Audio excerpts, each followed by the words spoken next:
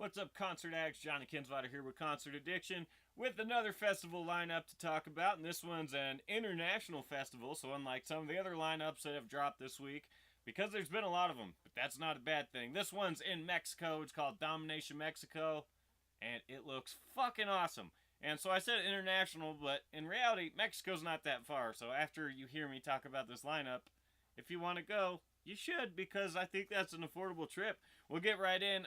Looks like it takes place May 3rd and 4th. The two headliners are Kiss and Alice Cooper. Kiss making this part of their final tour, and Alice Cooper just adding to his resume, I guess, the big festivals and stuff like that he plays. Once I get into the rest of the lineup, you'll see that these are kind of odd choices to go classic rock for both headliners.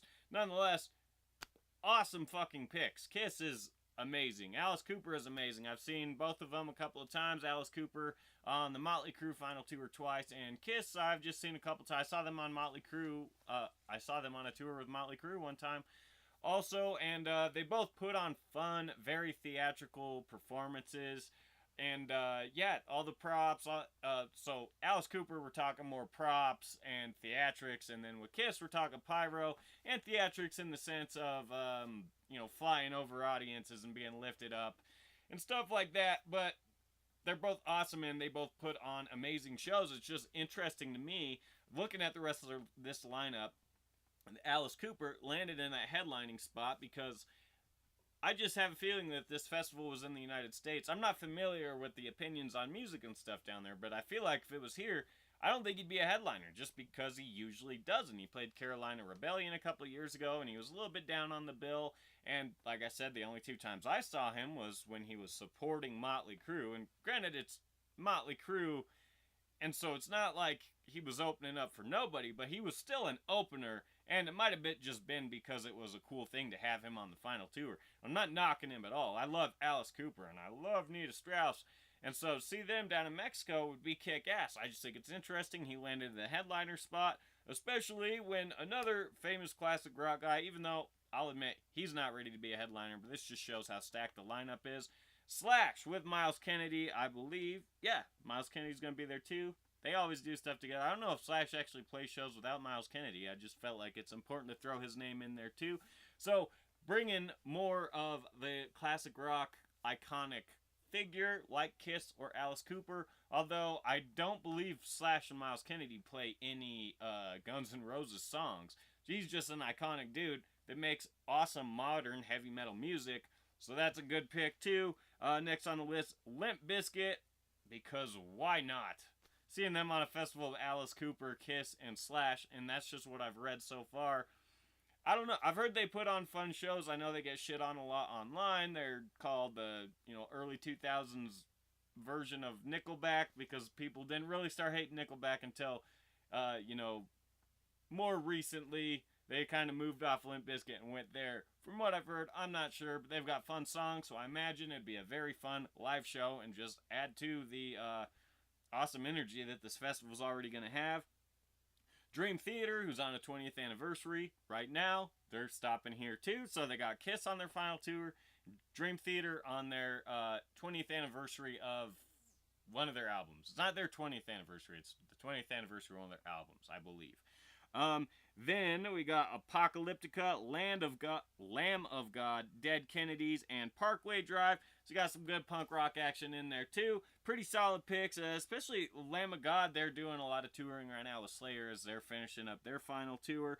Hailstorm also showing up there, and this is how these things kind of vary compared to when it's a festival here, what we're used to seeing, compared to international festivals. I can't remember which one it was. This just reminds me. I can't remember which one it was, but there was a festival in France or something like that Godsmack got announced for, and on the poster, like on the bill for the festival, Godsmack's name's like this big, like really close to the bottom, because apparently they're not that famous there. Same must go for Mexico and Hailstorm, because in the United States, Hailstorm headlines a lot of festivals. usually they're not, maybe they're not always a headliner, but they're usually closer to the top of the bill. I did see them headline at Moonstock 2 years ago, but they're pretty far down on this one. That's not a knock, and like I said, it just adds more awesome music to this already stacked lineup. And yeah, like I said, good fit for them. I just don't think that.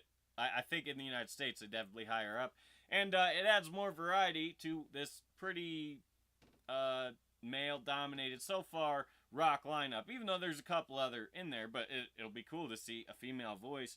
And then Meshuggah, Trivium, August Burns Red, and Vince Neil on here. So Vince Neil of Motley Crue, the best band ever, if you're Johnny Kinsvater. He's coming here. He's going to be there with Slash and Alice Cooper and Kiss. So even though this isn't a classic rock festival, it's definitely going to have a lot of classic rock vibes. Good gets also with Trivium and August Burns Red.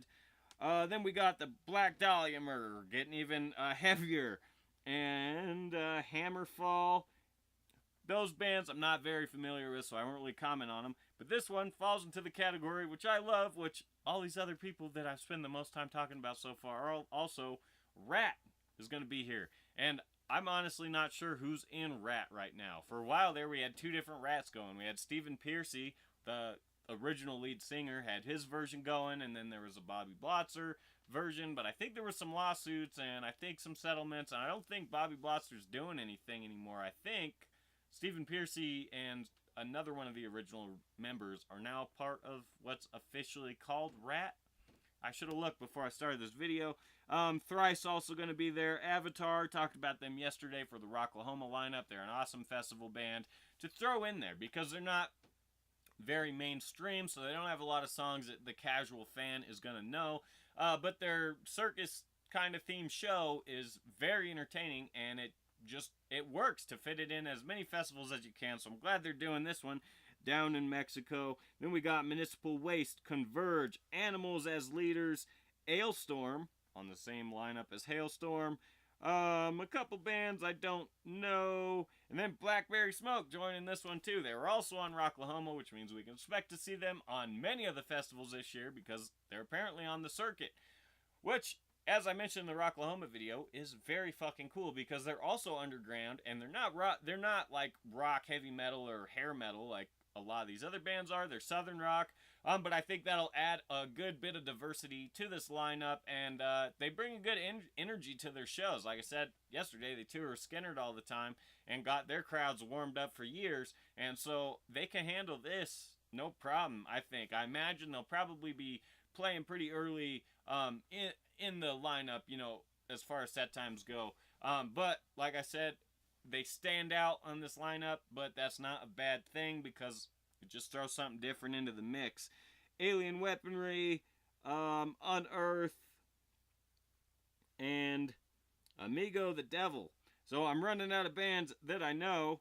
That's okay because this video is already almost 10 minutes long, so I can wrap it up here.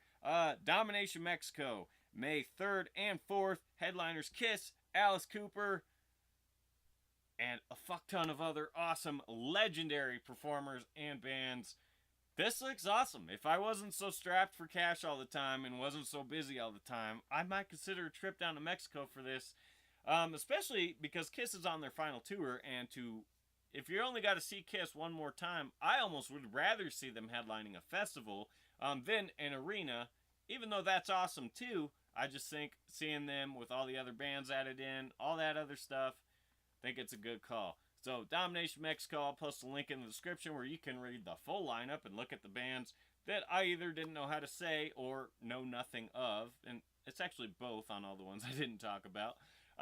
That's going to be in the description. Also, links to my Facebook page and my website. Make sure to check those out. And hit the subscribe button and like this video if you liked it. Thanks for watching. I'm going to upload some more videos tonight before I go to bed. So, until then, bye.